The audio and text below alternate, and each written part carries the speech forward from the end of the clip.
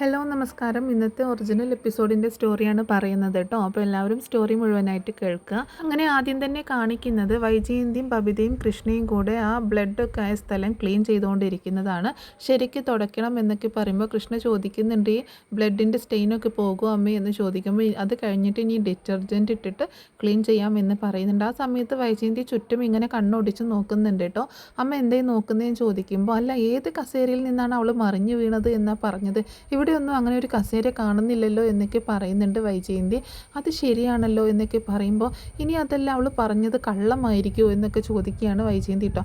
അലീന ചേച്ചി അങ്ങനെ കള്ളമൊന്നും പറയത്തില്ല എന്ന് കൃഷ്ണ പറയുമ്പോൾ, അല്ലെങ്കിൽ എങ്ങനെയാണ് ശർമ്മ സാറ് വീട്ടിലേക്ക് കയറി വന്നത് എന്ന് ചോദിക്കുകയാണ് ബബിത. ആ സമയത്ത് അത് ശരിയാണല്ലോ എന്ന് പറയുന്നുണ്ട് വൈജയന്തി. അപ്പോൾ അവൾക്ക് പരിചയമുള്ള ആരെങ്കിലും വന്നിട്ടുണ്ടാകും, അങ്ങനെ അവളുടെ കാമുകൻ വന്നിട്ടുണ്ടാകും, അങ്ങനെ ഡോറ് തുറന്ന് കൊടുത്തതായിരിക്കും എന്നൊക്കെ പറയുമ്പോൾ കൃഷ്ണ അതിനെ എതിർക്കുകയാണ്. ചേച്ചി അങ്ങനെ ആർക്കും ഡോറ് തുറന്ന് കൊടുക്കത്തില്ല, ചേച്ചി അങ്ങനെയുള്ള ആളല്ല.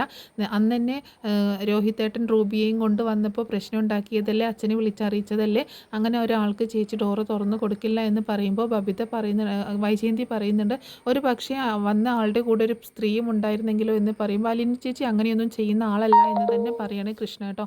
അപ്പോൾ ആ സമയത്ത് അങ്ങനെ ഓരോന്ന് പറയുന്നുണ്ട്. അങ്ങനെ ആ സമയത്ത് കൃഷ്ണയാണ് ഒരു സംശയം പറയുന്നത്, ഇനി രോഹിത്തേട്ടനെങ്ങാനും വന്നിട്ടുണ്ടാകുമോ അമ്മ ഈ വീട്ടിലേക്ക്, രോഹിത്തേട്ടൻ എങ്ങാനും ആയിരിക്കും എന്ന് ചോദിക്കുമ്പോൾ, നീ എന്തിനാ അവനെക്കുറിച്ച് ഇങ്ങനെ അന്വേഷിക്കുന്നത് എന്ന് ചോദിക്കുകയാണ്.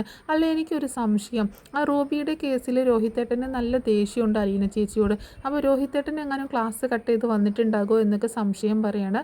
അപ്പോൾ ആ കത്രിക കണ്ടാൽ അറിയാൻ പറ്റും ഏത് കത്രികയാണെന്ന് എനിക്ക് മനസ്സിലാകും എന്നൊക്കെ കൃഷ്ണ പറയുന്നുണ്ട് കേട്ടോ. നമുക്ക് രോഹിത്തേട്ടൻ്റെ റൂമിൽ പോയി നോക്കിയാൽ അവിടെ ആ കത്രിക ഉണ്ടോയെന്ന് നോക്കിയാലോ എന്നൊക്കെ പറയണം. അപ്പോൾ എന്നാൽ ഇപ്പം തന്നെ നോക്കാമെന്ന് പറഞ്ഞിട്ട് ബബിതയും കൃഷ്ണയും കൂടി റൂമിലേക്ക് ചെന്ന് നോക്കുന്നുണ്ട്. വൈജയന്തി ഇങ്ങനെ ആലോചിച്ച് നിൽക്കട്ടെ. വൈജയന്തിക്കും ആ സമയത്ത് ഒരു സംശയം തോന്നുകയാണ്, ഇവർ പറയുന്നത് ശരിയായിരിക്കും എന്നിങ്ങനെ ചിന്തിക്കുന്നുണ്ട്. അങ്ങനെ കൃഷ്ണയും ബബിതയും റൂമിലെത്തിയിട്ട് ഇങ്ങനെ ഓരോന്ന് അന്വേഷിക്കുമ്പോൾ അവിടെ എങ്ങും ആ കത്രിക കാണുന്നില്ല. മാത്രമല്ല റൂമൊക്കെ അലങ്കോലമായിട്ട് കിടക്കുകയാണ്, ആ സ്റ്റഡി ടേബിളിലുള്ള സാധനങ്ങളൊക്കെ വീണ് കിടക്കുകയും കാണുന്നുണ്ട് കേട്ടോ. അപ്പോൾ അതൊക്കെ കണ്ടിട്ട് അവർക്ക് ഇങ്ങനെ സംശയം തോന്നുകയാണ്, ഇതെന്താ ചേച്ചി ഇങ്ങനെയൊക്കെ ഇരിക്കുന്നത്, ഇതൊക്കെ ആരോ തട്ടിമറിച്ചതുപോലെ ഉണ്ടല്ലോ, എന്തോ ഒരു കുഴപ്പം ഇവിടെ ഉണ്ടല്ലോ എന്നൊക്കെ പറയാണ്. അങ്ങനെ ആ സമയത്ത് നോക്കിയിട്ടൊന്നും ആ കത്രിക കാണുന്നില്ലല്ലോ ചേച്ചി എന്ന് പറയുമ്പോൾ, ശരിയാണ് അതിവിടെ ഉണ്ടായിരുന്നതാണ്, ഞാൻ കണ്ടതാണല്ലോ എന്നൊക്കെ ബബിതയും പറയുന്നുണ്ട്. അങ്ങനെ അന്വേഷിച്ചുകൊണ്ടിരിക്കുന്ന സമയത്താണ് ആ ടാബ്ലറ്റിൻ്റെ കവർ കൃഷ്ണയ്ക്ക് കിട്ടുന്നത്. ഇതെന്താ ചേച്ചി എന്ന് പറഞ്ഞിട്ട് ബബിതയുടെ അടുത്തേക്ക് കൊണ്ടുവന്ന് ചെല്ലുന്നുണ്ട് കേട്ടോ. ബബിത പറയുന്നുണ്ട്, ഇതൊരു ടാബ്ലറ്റിൻ്റെ കവറാണല്ലോ എന്ന് പറഞ്ഞിങ്ങനെ സംശയത്തോടെ ഇങ്ങനെ അങ്ങോട്ടും ഇങ്ങോട്ടൊക്കെ നോക്കുന്നുണ്ട്. ആ സമയത്താണ് അവിടെ ഒരു ലൈം ജ്യൂസ് കുടിച്ച ഗ്ലാസ് ഉണ്ടല്ലോ, ആ ഗ്ലാസ് ഇങ്ങനെ കാണുന്നത്. ആ ഗ്ലാസ് ആണെങ്കിൽ കഴുകി വെക്കുകയും ചെയ്തിട്ടുണ്ട്. ആ സമയത്ത് ബബിത പറയുന്നുണ്ട്, ഇവിടെ എന്തോ കുഴപ്പം സംഭവിച്ചിട്ടുണ്ട്, ഇത് ഒന്നുകിൽ ലൈം ജ്യൂസോ അങ്ങനെ എന്തോ ഒരു ജ്യൂസ് കുടിച്ച ഗ്ലാസ്സാണ്, പക്ഷേ ഇത് ക്ലീൻ ചെയ്തിട്ടുണ്ട്, രോഹിത്തേട്ടൻ ഒരിക്കലും ഗ്ലാസ് ക്ലീൻ ചെയ്യാറൊന്നും ഇല്ല എന്ന് പറയാണ്. രണ്ടുപേരും എല്ലാം കൂടി എന്തോ സംതിങ് സ്പെല്ലിംഗ് മിസ്റ്റേക്ക് തോന്നുകയാണ് രണ്ടുപേർക്കും. നീ വന്ന് എനിക്ക് ഇവിടെ നിന്നിട്ട് എന്തോ ഒരു നെഗറ്റീവ് എനർജിയാണ് കിട്ടുന്നത്, നമുക്ക് പോകാം എന്ന് പറഞ്ഞിട്ട് ബബിത കൃഷ്ണയും കൂട്ടിയിട്ട് പോവാണ്. കൃഷ്ണ വീണ്ടും അവിടെയൊക്കെ ഇങ്ങനെ ചുറ്റിപ്പറ്റി ഇങ്ങനെ നോക്കുന്നുണ്ട് കേട്ടോ. അപ്പോൾ കൃഷ്ണയ്ക്കും ആകെ എന്തോ സംതിങ് സ്പെല്ലിംഗ് മിസ്റ്റേക്ക് തോന്നുകയാണ്. അതേ സമയത്ത് തന്നെ പിന്നീട് കാണിക്കുന്നത് വൈജയന്തി ഡോറ് തുറക്കുന്നതാണ്. ആകെ ഭയന്ന് വരണ്ടുകൊണ്ട് രോഹിത് വരുന്നുണ്ട് കേട്ടോ. രോഹിത്താണെങ്കിൽ ഇങ്ങനെ ആകെ ഇവരെങ്ങനെ നോക്കുന്നത് കണ്ടിട്ട് സംശയിച്ച് ഇങ്ങനെ നിൽക്കണം, എന്നിട്ട് അകത്തേക്ക് കയറി പോവുകയാണ്. നീ അവിടെ നിന്ന് നിന്നേ എന്ന് പറയുന്നുണ്ട് കേട്ടോ. അപ്പോൾ രോഹിത്ത് അവിടെ നിൽക്കുന്നുണ്ട്. എന്താ അമ്മയെന്ന് ചോദിക്കുമ്പോൾ, നീ ഇത്രയും നേരം എവിടെയായിരുന്നു എന്നൊക്കെ ചോദിക്കുമ്പോൾ ആകെ തപ്പിത്തടഞ്ഞുകൊണ്ട്, അത് കോളേജിൽ ഒരു ടൂർണമെൻറ്റ് ഉണ്ടായി എന്നൊക്കെ പറയുമ്പോൾ, എവിടെയാണ് കോളേജിൽ ടൂർണമെൻറ്റ് ഉണ്ടായി എന്നൊക്കെ ചോദിക്കുമ്പോൾ, അല്ല കോളേജിലല്ല ടർഫിലാണെന്ന് പറയാണ് രോഹിത്ത്. ഇനി ഞാൻ പൊക്കോട്ടെ എന്ന് പറഞ്ഞുകൊണ്ട് മുകളിലോട്ട് പോകാൻ നിൽക്കുമ്പോൾ കൃഷ്ണ ചോദിക്കുന്നുണ്ട്, രോഹിത്തേട്ടൻ ഇന്ന് ക്ലാസ് കട്ട് ചെയ്ത് ഇങ്ങോട്ടേക്ക് വന്നായിരുന്നു എന്ന് ചോദിക്കുകയാണ്. അപ്പോൾ രോഹിത് താഴേക്ക് ഇറങ്ങി വന്നിട്ട്, ഞാനോ എന്തിന്, ഞാൻ വന്നില്ല, രോഹിത്തേട്ടൻ ഇന്ന് കോളേജിലേക്ക് തന്നെയാണോ പോയത് എന്നൊക്കെ ചോദിക്കുന്നുണ്ട്. കൃഷ്ണയാട്ടോ ഇങ്ങനെ ചോദ്യം ചെയ്യുന്നത്. അപ്പോൾ വൈജയന്തി ചോദിക്കുന്നുണ്ട്, നീ എന്തിനാ അവനെ ചോദ്യം ചെയ്യുന്നതെന്ന് ചോദിക്കുമ്പോൾ, ഞാനൊന്ന് ചോദിക്കട്ടെ അമ്മേ, രോഹിത്തേട്ടൻ ഇവിടെ വന്നിരുന്നു എന്നിങ്ങനെ സംശയം പറയുന്നത് കേട്ടോ. അപ്പോൾ വൈജയന്തി ചോദിക്കുന്നുണ്ട്, ഇവിടെ നടന്ന കാര്യങ്ങളൊക്കെ നീ അറിഞ്ഞോ എന്ന് ചോദിക്കുമ്പോൾ, എന്താ പറ്റിയത് എന്ന് ചോദിക്കുകയാണ്. ഇവിടുത്തെ അലീന ചേച്ചി ആരോ കുത്തി, അലീനയല്ലേ സെർവൻ്റ്, അവൾ ആരോ കുത്തി ആണോ, എന്നിട്ട് എന്താ പറ്റിയത് എന്നൊക്കെ ചോദിക്കുന്നുണ്ട്. എന്നിട്ട് അലീന പോയി എന്ന് കേട്ടോ പറയണത്, അലീന ഇവിടെ ഇല്ല എന്ന് പറയുമ്പോൾ, എവിടെ പോയോ, പിരിച്ചു വിട്ടോ എന്നൊക്കെ ചോദിക്കുകയാണ്. അപ്പോൾ ഭയങ്കര ഡ്രാമാറ്റിക് ആയിട്ടാണ് സംസാരിക്കുന്നത്. കൃഷ്ണൻ പറയുന്നുണ്ട്, ചേട്ടൻ്റെ സംസാരത്തിൽ തന്നെ എന്തൊക്കെയോ സ്പെല്ലിംഗ് മിസ്റ്റേക്ക് ഉള്ളതുപോലെ തോന്നുന്നുണ്ടല്ലോ എന്നൊക്കെ പറയുമ്പോൾ, അമ്മ ഇവൾ എന്തൊക്കെയാണ് പറയുന്നത്, അലീന ഇവിടുന്ന് പോയോ, അവൾക്ക് എന്താ പറ്റിയെന്നൊക്കെ ചോദിക്കുമ്പോൾ, ഹോസ്പിറ്റലിലാണ്, അവളെ വീട്ടിൽ കയറി ആരോ കുത്തിയതല്ല, അവൾ അവൾ തന്നെ അവളുടെ കയ്യിൽ നിന്ന് കസേരയിൽ കയറി നിന്നപ്പോൾ കുത്തേറ്റെന്നാണ് പറയുന്നത് എന്നൊക്കെ ഇങ്ങനെ പറയണം. അവളുടെ കയ്യിൽ നിന്ന് കത്രിക കൊണ്ട് കുത്തേറ്റെങ്കിൽ അതിന് ഞാൻ എന്ത് പഴിച്ചു, എനിക്കെന്താ അതുമായിട്ട് ബന്ധം എന്നൊക്കെ ചോദിക്കുമ്പോൾ അല്ല രോഹിതേട്ടന് സംശയമുണ്ടല്ലോ, ആ റൂബി ദേഷ്യമുണ്ടല്ലോ അലീന ചേച്ചിയുടെ ആ റൂബിയുടെ കേസിൽ എന്ന് പറയുമ്പോൾ ഏത് റൂബിയോ എന്നൊക്കെ ചോദിക്കും. അതേ അമ്മേ, മൊത്തം ഡ്രാമ കേട്ടോ കളിക്കുന്നത്, എല്ലാം കള്ളത്തരാണ്, എന്തൊക്കെയോ കുഴപ്പമുണ്ടെന്ന് കൃഷ്ണ വീണ്ടും പറയുമ്പോൾ നീ സംസാരിക്കേണ്ട, ഞാൻ ചോദിച്ചോളാം അവനോട്, ഞാനുണ്ട് ഇവിടെ ചോദിക്കാൻ, അല്ലെങ്കിൽ അച്ഛനുണ്ട് എന്ന് പറയണം. ഞാനൊന്നും ചോദിക്കുന്നില്ല, എന്താണെങ്കിലും പോലീസ് വരുമ്പോൾ നല്ല പോലെ മറുപടി പറയേണ്ടി വരും എന്നൊക്കെ പറയുന്നുണ്ട് കൃഷ്ണ കേട്ടോ. അപ്പോൾ അവൻ പറയുന്നുണ്ട്, രോഹിത് പറയുന്നുണ്ട്, ഞാനെങ്ങും വന്നില്ല അമ്മേ, ഞാൻ കോളേജിൽ തന്നെയായിരുന്നു, എനിക്കൊന്നും അറിയത്തില്ല എന്ന് പറയുമ്പോൾ കൃഷ്ണ വീണ്ടും പറയുന്നുണ്ട്, ആ കത്രിക ഉണ്ടല്ലോ ആ ചേട്ടൻ്റെ റൂമിൽ കാണാനില്ല. അത് ശരി, അവൾ എൻ്റെ റൂമിൽ വന്ന് കത്രിക എടുത്തുകൊണ്ട് വന്നിട്ടുണ്ടാകും, അതിന് ഞാൻ എന്ത് പഴിച്ചു എന്ന് പറയുമ്പോൾ അത് ആ കത്രിക തന്നെയാണെന്ന് എന്തോ ഉറപ്പ് എന്ന് ചോദിക്കാൻ വൈജയന്തി കേട്ടോ. അതെനിക്കറിയാം, അച്ഛൻ്റെ റൂമിലുണ്ടായിരുന്ന കത്രികയാണ്, അത് ചേട്ടൻ അടിച്ചു മാറ്റിയതാണ്, ആ കത്രിക ഇപ്പോൾ അവിടെ കാണാനും ഇല്ല എന്ന് പറയണേ. ഞാനിനി ഒന്നും പറയുന്നില്ല, പോലീസ് വരുമ്പോൾ മര്യാദക്ക് മറുപടി കൊടുക്കേണ്ടി വരും എന്ന് പറയുന്നു. കൃഷ്ണ അവിടെ നിന്ന് പോകുക കേട്ടോ.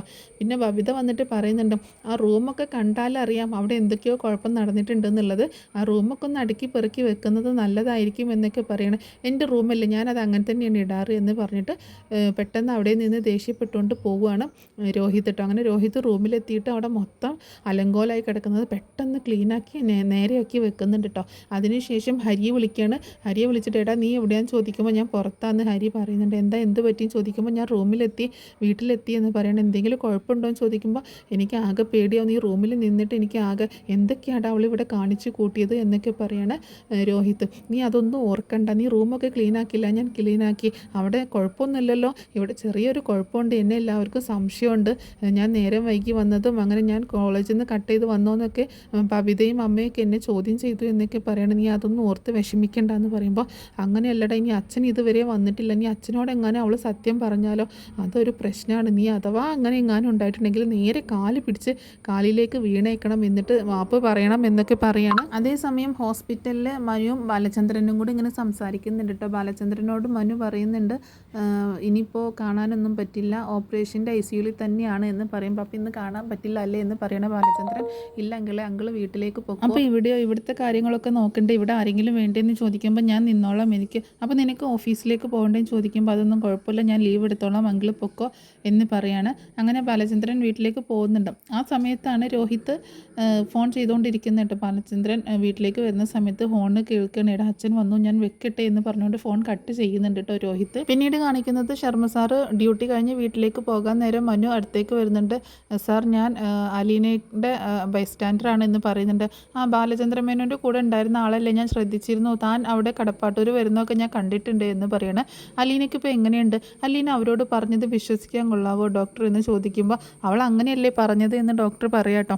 അപ്പോൾ ചോദിക്കുന്നുണ്ട്, അങ്ങനെയാണെങ്കിൽ കസേരയിൽ നിന്ന് വീണതാണെങ്കിൽ ശരീരത്തിൽ അതിൻ്റെ എന്തെങ്കിലും പാടുകളോ മുറിവോ എന്തെങ്കിലും വേണ്ട, അറ്റ്ലീസ്റ്റ് ചതവെങ്കിലും വേണ്ട എന്ന് പറയുമ്പോൾ ശരിയാണ്, ഞാനും അത് ശ്രദ്ധിച്ചതാണ്, പക്ഷേ അലീന അങ്ങനെയല്ലേ പറഞ്ഞത് എന്ന് ഡോക്ടർ പറയണം. പിന്നെ അത് മാത്രമല്ല, ഞങ്ങൾ ഈ ഓപ്പറേഷൻ സമയത്ത് സെഡേഷൻ കൊടുത്ത സമയത്ത് അത് കഴിഞ്ഞിട്ടും മയക്കം വിട്ട് വരാൻ ഒരുപാട് സമയമെടുത്തു, എന്തോ ഒരു മയക്ക് മരുന്ന് സാധനം അകത്ത് ചെന്നിട്ടുണ്ട്, എന്താണെന്ന് ഞങ്ങൾക്ക് മനസ്സിലാക്കാൻ പറ്റിയിട്ടില്ല, കൂടുതലും ഇനി എന്തെങ്കിലും ഈ ഉറക്ക ഗുളിക എന്തെങ്കിലും അമിതമായി അകത്ത് ചെന്നതുപോലെയൊക്കെയാണ് തോന്നിയത് എന്ന് പറയുമ്പോൾ അലീന അങ്ങനെ ഉറക്ക ഗുളിക ഒന്നും കഴിക്കുന്നില്ല ഡോക്ടർ എന്ന് പറയണം. ശരി എന്നാൽ ഞാൻ വീട്ടിൽ പോവട്ടെ, ഞാൻ ഇന്ന് ലേറ്റായി എന്ന് പറഞ്ഞിട്ട് ഡോക്ടർ അവിടെ നിന്ന് പോവുക. അപ്പോൾ ഈ കാര്യങ്ങൾ ആലോചിച്ച് നിൽക്കുന്ന നമ്മുടെ മനുവിനെ കാണിച്ചുകൊണ്ടാണ് എപ്പിസോഡ് അവസാനിക്കുന്നത്. പിന്നീട് കാണിക്കുന്ന എപ്പിസോഡിൽ അലീനയുമായിട്ട് മനു സംസാരിക്കുന്നതും മനു അലീനയോട് എല്ലാ കാര്യങ്ങളും ചോദിച്ച് മനസ്സിലാക്കുന്നതും കാണിക്കുന്നുണ്ട്. വളരെ വിഷമിച്ചിട്ടാണെങ്കിലും അലീന എല്ലാ കാര്യങ്ങളും മനുവിനോട് തുറന്ന് പറയാണ്. എല്ലാം കേട്ടിട്ട് മനു ഒരു തീരുമാനത്തിലെത്തിയിട്ട് മനുവിന് ഇതെല്ലാം കൂടി കേട്ടിട്ട് ഭയങ്കര ദേഷ്യം വരികയാണ്. അവിടെ ഇരുന്ന് തന്നെ ആ ദേഷ്യം മനു കാണിക്കുന്നുണ്ട്. പിന്നീട് ബാലചന്ദ്രൻ വീട്ടിലേക്ക് എത്തുകയും വൈജയന്തിയുമായി സംസാരിക്കും. അതുപോലെ രോഹിത്തിനെ കാണാനായിട്ട് ചെല്ലുന്നുണ്ട്. അപ്പോൾ രോഹിത്തിനോട് കാര്യങ്ങളൊക്കെ ചോദിക്കുന്നുണ്ട്. ബാലചന്ദ്രനും കൃഷ്ണയ്ക്ക് തോന്നിയതുപോലെ സംശയങ്ങളൊക്കെ ഉണ്ട് കേട്ടോ. അങ്ങനെ ചോദ്യം ചെയ്യുന്നുണ്ടെങ്കിലും അവനൊന്നും വിട്ട് പറയുന്നൊന്നുമില്ല. പിന്നീട് കാണിക്കുന്നത് രാത്രിയിൽ സ്വപ്നം കാണുന്നത് പോലെ കാണിക്കുന്നുണ്ട് കേട്ടോ. ഒന്നുകിൽ ബാലചന്ദ്രൻ രോഹിത്തിനെ അടിക്കാൻ ചെല്ലുന്നതോ അല്ലെങ്കിൽ രാത്രിയിൽ നമ്മുടെ രോഹിത് ദുസ്വപ്നം കണ്ട് ഞെട്ടി ആരോ ഉപദ്രവിക്കാൻ വരുന്നത് പോലെ തോന്നുന്നതായിരിക്കാം. എന്താണെങ്കിലും അല്ലെങ്കിൽ മനു തന്നെ രോഹിത്തിനിട്ട് നല്ലതുപോലെ പൊട്ടിക്കാനായിട്ട് വരുന്നതായിട്ട് ഇങ്ങനെയും കാണിക്കുന്നുണ്ട് കേട്ടോ. അതായത് മനു എല്ലാം അറിഞ്ഞതിന് ശേഷം ഹരിക്കിട്ട് നല്ലതുപോലെ പെരുമാറുന്നുണ്ട്. ഹരിയുടെ അടുത്ത് ചെന്നിട്ട് നന്നായിട്ട് തല്ലുന്നുണ്ട് കേട്ടോ. ഹരി ഇത് കണ്ടിട്ട് കമല വാതിലടച്ചിട്ടിട്ടാണ് ഹരിയെ തല്ലുന്നത് മനു. അങ്ങനെ ഭയങ്കര കരച്ചിലാണ് ഹരി. ആ സമയത്ത് കമല വന്നിട്ട് എന്താ ഇവിടെ നടക്കണേ എന്നൊക്കെ ചോദിച്ച് വാതിലും കണ്ട് മുട്ടുമ്പോൾ നല്ല തല്ല് കൊടുത്തതിന് ശേഷം മനു റൂമിൽ നിന്ന് പുറത്തേക്ക് പോകുന്നുണ്ട്. അതേപോലെ പിന്നീട് ഒരു പക്ഷേ രോഹിത്തിൻ്റെ അടുത്തേക്കും ചെല്ലുന്നുണ്ട്. അതായിരിക്കാം രോഹിത് ഇങ്ങനെ പേടിച്ച് കർട്ടൻ്റെ ഉള്ളിലേക്ക് ഇങ്ങനെ മറിഞ്ഞിരിക്കുന്ന പോലെ തോന്നുന്നത്. അല്ലെങ്കിൽ എന്തെങ്കിലും രാത്രിയിൽ ദുസ്വപ്നം കണ്ടതാവാം. എന്താണെങ്കിലും നാളത്തെ എപ്പിസോഡ് കിടിലൻ എപ്പിസോഡായിരിക്കും.